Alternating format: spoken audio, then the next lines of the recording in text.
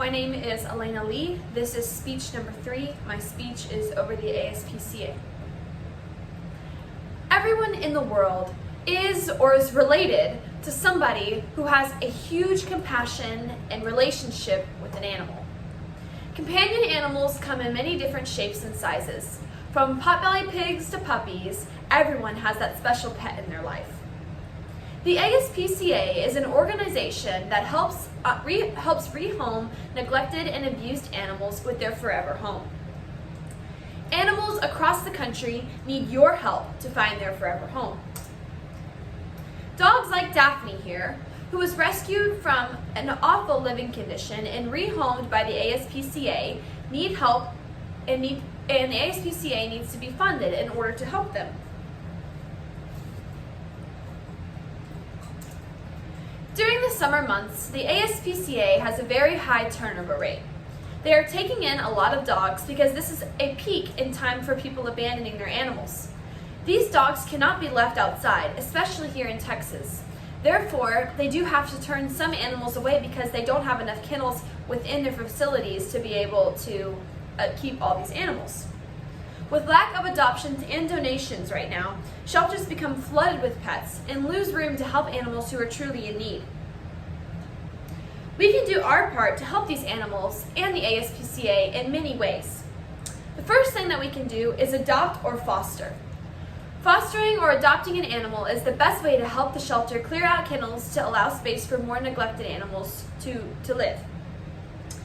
If you aren't able to adopt or foster, there are some other options.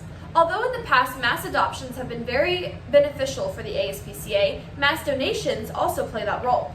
You can donate your time in terms of volunteer hours, your money that will go directly to the organization to help them pay for low-cost vet care and for food and other supplies for the pets that are currently in their care, and you can donate your own supplies.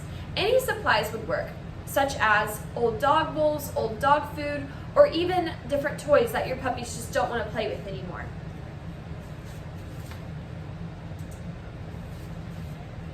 Animals that receive your aid can have a better life than their life before the ASPCA. Without the help of the community and funding for the ASPCA, many animals and other animal shelters have to turn away animals who come to them in need because there isn't enough space or funds in order to take care of them. Animals who are turned away would instead be welcomed with open arms if foundations like the ASPCA and SPCA were funded by people like you and me. The ASPCA not only helps with adoptions, they also are the #1 location to help reunite lost animals to their owners. This is a very large problem, especially in our area and all across the country, where animals get separated from their owners and they aren't able to find their way back. The ASPCA's funding for the ASPCA helps them find the owners who have lost their animals. These services are very necessary. It's your time to be of aid to man's best friend. Any form of help to the ASPCA is greatly appreciated. Go to your local shelter or call the ASPCA. You can even visit aspca.org to figure out how you can donate your time, money, or supplies, or how to register to adopt a dog or to register to foster an animal. Anything helps. Remember, your donations will help get these poor animals off the streets. I now have time for questions.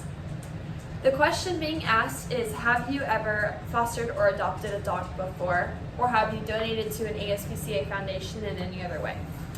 The answer to the question is yes. I have one dog, I guess 3, but I have one dog who I adopted from the ASPCA. Her name is Rocky. She is half beagle, half pit bull, and she was rescued off the streets of Rockport, Texas, and rehomed to me through the ASPCA. Without this amazing foundation, Rocky would have been left to starve on the streets, and I never would have my greatest companion. There are other ways that I have helped the ASPCA as well. I've been involved in volunteering opportunities as well as created a fundraiser to donate money towards the ASPCA. Thank you for your time and questions.